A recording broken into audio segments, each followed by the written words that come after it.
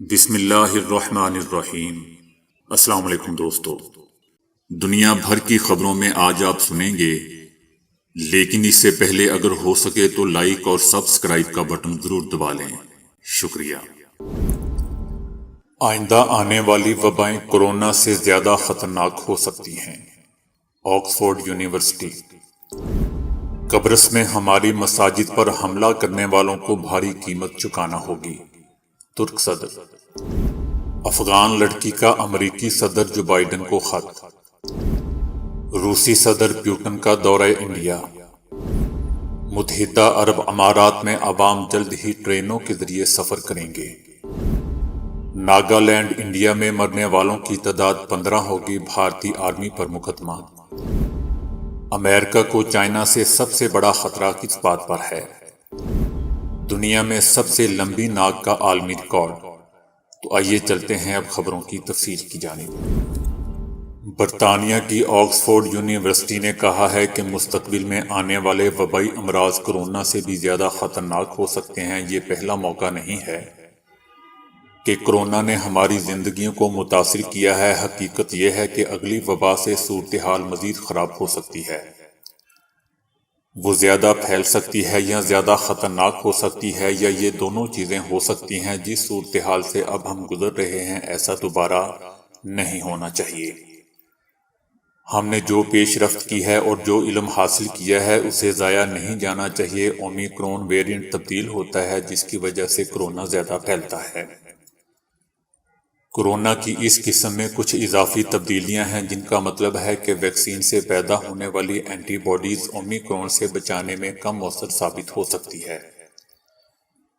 جب تک ہمیں زیادہ معلومات حاصل نہیں ہوتی، ہمیں محتاط رہنا چاہیے۔ دنیا بھر میں اب تک کورونا سے 5,26,00,000 افراد مارے جا چکے ہیں اور عالمی معیشتوں کو کھربوں ڈالرز کا نقصان بھی پہنچ چکا ہے۔ ترک صدر رجب طیب اردوان نے یونانی قبرص میں مسجد پر ہوئے حملے کے بارے میں کہا ہے کہ ہماری عبادت گاہوں پر اس طرح کی تخریب کاری میں ملوث ہونے کی آپ کو بھاری قیمت ادا کرنا پڑے گی۔ ہم ان واقعات میں ملوث افراد کی تلاش میں ہیں۔ صدر اردوان نے یہ بیان قطر کے دورے پر روانگی سے پہلے استنبول کے اتاترک ایئرپورٹ پر دیا۔ یونانی قبرص کی انتظامیہ کے مسجد پر حملے پر رد عمل ظاہر کرتے ہوئے صدر اردوان نے کہا کہ جنوبی قبرص میں کی جانے والی اس کارروائی پر ہم خاموش نہیں بیٹھیں گے۔ ان مساجد کی حفاظت کرنا قبرص انتظامیہ کی ذمہ داری ہے۔ دوستو، لارناکا جامع مسجد میں 2 دسمبر کی شام کو ایک بدنما حملہ کیا گیا تھا۔ حملے میں کوئی جانی نقصان تو نہیں ہوا تھا، تاہم پولیس کی جانب سے تحقیقات کے نتیجے میں ایک شخص کو گرفتار کیا گیا تھا۔ قبرص کے صدر نے جامع مسجد کو نذر آتش کرنے کی کوشش کی شدید مذمت کرتے ہوئے کہا تھا کہ ماضی میں بھی اس مسجد کو نذر آتش کرنے کی کوشش کی گئی تھی، اور اس حملے نے ایک بار پھر ظاہر کیا ہے کہ یونانی ذہنیت تبدیل نہیں ہوئی۔ انہوں نے کہا کہ 1963 سے 1974 کے دوران ہماری سینکڑوں مساجد پر حملے کیے گئے اور انہیں تباہ کیا گیا۔ ملالہ یوسفزئی نے واشنگٹن دورے کے دوران افغان لڑکی کا امریکی صدر کو خط پڑھ کر سنایا۔ اس نے امریکی وزیر خارجہ انٹونی بلنکن کے ساتھ کھڑے ہو کر ایک 15 سالہ افغان لڑکی ستودہ کی طرف سے امریکی صدر جو بائیڈن کے نام خط پیش کیا۔ خط پیش کرتے ہوئے ملالہ یوسفزئی نے کہا کہ یہ موجودہ حالات میں افغان لڑکیوں کا پیغام ہے کہ ہم ایک ایسی دنیا دیکھنا چاہتے ہیں جہاں تمام لڑکیاں محفوظ ہوں اور لڑکیوں کو معیاری تعلیم سے رسائی حاصل ہو۔ لڑکیوں کے لیے جتنی دیر تک اسکول اور یونیورسٹیز بند رہیں گی، اتنی ہی ان کے بہتر مستقبل کی امیدوں پر سائے بڑھتے جائیں گے۔ اگر لڑکیاں علم حاصل نہیں کریں گی تو افغانستان کو بھی نقصان ہوگا۔ ہمیں امید ہے کہ امریکہ اقوام متحدہ کے ساتھ مل کر لڑکیوں کو جلد از جلد ان کے اسکولوں میں واپس بھیجنے کی اجازت یقینی بنانے کے لیے فوری اقدامات کرے گا۔ یاد رہے دوستو کہ افغانستان میں طالبان کے اقتدار سنبھالنے کے بعد صرف لڑکوں کو پڑھانے کی اجازت دی گئی ہے، اور لڑکیوں کے معاملے میں طالبان کا کہنا ہے کہ ذرا تھوڑا سا انتظار کریں۔ روس کے صدر نے انڈیا میں وزیر اعظم نریندر مودی سے ملاقات میں کہا ہے کہ انڈیا کو ایک عظیم طاقت، دوستانہ قوم اور آزمایا ہوا دوست سمجھتے ہیں۔ عسکری اور توانائی کے شعبوں میں تعلقات بڑھانے کی غرض سے روس کے صدر پیوٹن نے انڈیا کا دورہ کیا ہے۔ انڈیا کو ہتھیار فراہم کرنے والے ممالک میں روس کا کردار نمایاں رہا ہے۔ دونوں ممالک کے درمیان ہونے والے حالیہ معاہدے کے تحت روس نے فضائی حملوں کا دفاع کرنے والا جدید ترین S-400 میزائل سسٹم انڈیا کو فراہم کیا ہے۔ دوستو، یہ بھی یاد رہے کہ چائنا کی ابھرتی ہوئی طاقت کا مقابلہ کرنے کے لیے امریکہ نے 4 ممالک پر مشتمل سیکیورٹی ڈائیلاگ ترتیب دیا ہے، جس نے چائنا اور روس میں تشویش کی لہر دوڑا دی ہے۔ ان ممالک میں امریکہ کے علاوہ انڈیا، جاپان اور آسٹریلیا شامل ہے۔ سرد لڑائی کے دوران انڈیا اور سوویت یونین کے درمیان قریبی تعلقات تھے۔ انڈین تجزیہ کاروں کا کہنا ہے کہ روس کے چائنا اور انڈیا کے امریکہ کے ساتھ قریبی تعلقات کی وجہ سے انڈیا اور روس کے درمیان تعلقات کی نوعیت سے متعلق تشویش پائی جاتی تھی۔ تاہم صدر پیوٹن کے دورے کے بعد تمام شکوک و شبہات دور ہو گئے ہیں۔ اس کے باوجود روس کو علاقائی پیچیدگیوں کا مقابلہ کرنا پڑے گا، بالخصوص ایسے وقت میں جب چائنا اور انڈیا کے درمیان علاقائی تنازعات پر صورتحال روز بروز کشیدہ ہو رہی ہے۔ روس کے چائنا کے ساتھ قریبی تعلقات کے باعث خطے میں اس کا اثر و رسوخ انتہائی محدود ہے۔ متحدہ عرب امارات میں عوام جلد ہی ملک بھر میں ٹرینوں کے ذریعے سفر کر سکیں گے۔ اماراتی حکومت نے ملک بھر میں سامان اور مسافروں کی نقل و حرکت کے لیے میگا ریلوے پروگرام لانچ کر دیا ہے۔ ریلوے پروگرام میں کئی اہم منصوبے شامل ہوں گے، جن میں اتحاد مال بردار ریل سروس اور مسافر ٹرین سروس شامل ہے۔ ٹرین سروس 11 شہروں کو آپس میں ملائے گی۔ مسافر ٹرین 200 کلومیٹر فی گھنٹے کی رفتار سے سفر کرے گی، جس کے بعد دبئی سے ابوظہبی تک کا سفر 50 منٹ اور ابوظہبی سے فجیرہ تک کا سفر صرف 1 گھنٹے 40 منٹ میں طے ہو سکے گا۔ ان ٹرینوں پر سفر کرنے اور سامان کی ترسیل کی بکنگ کے لیے خصوصی سمارٹ ایپلیکیشن تیار کی جائیں گی۔ ایک اندازے کے مطابق 2030 تک سالانہ 3.5 کروڑ سے زائد افراد ان ٹرینوں پر سفر کر سکیں گے۔ ناگالینڈ میں ہفتے کے روز مقامی شہریوں پر بھارتی آرمی کی فائرنگ سے مرنے والے افراد کی تعداد 15 ہو چکی ہے۔ اس واقعے میں اب تک 14 عام شہری اور 1 اہلکار مارا جا چکا ہے۔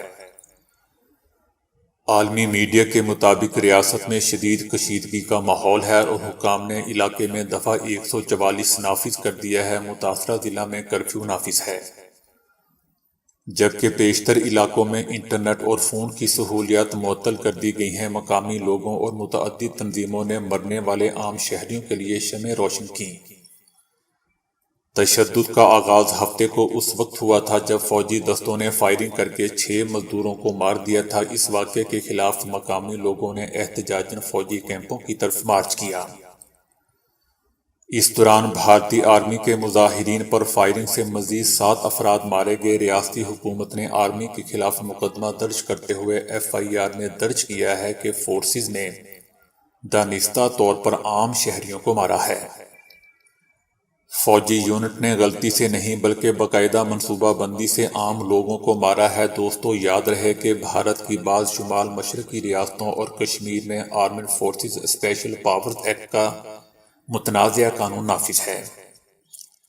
مذکورہ قانون کے تحت فوج کو ایسے وسیع تر اختیارات حاصل ہے کہ وہ بغیر کسی پیشگی اطلاع کے سرچ آپریشن، گرفتاری، مار پیٹ کرنے اور کسی کو جان سے مارنے کی مجاز ہے، اور جب تک مرکزی حکومت اجازت نہ دے اس وقت تک آرمی کے خلاف کوئی کارروائی نہیں کی جا سکتی۔ ریاست کے وزیر اعلیٰ نے حکومت پر تنقید کرتے ہوئے کہا ہے کہ مرکزی حکومت ہر سال ریاست کو ایک ڈسٹرب علاقہ بتا کر اس قانون میں توسیع کر دیتی ہے۔ امریکہ اور چائنا کے درمیان فوجی قوت بڑھانے اور عالمی سطح پر زیادہ سے زیادہ علاقوں تک رسائی کا مقابلہ زوروں پر ہے۔ امریکی انٹیلی جنس کی تازہ خفیہ رپورٹوں کے حوالے سے انکشاف ہوا ہے کہ چائنا وسطی افریقہ کے ملک استوائی گنی میں اپنا ایک فوجی اڈہ بنانے کا ارادہ رکھتا ہے۔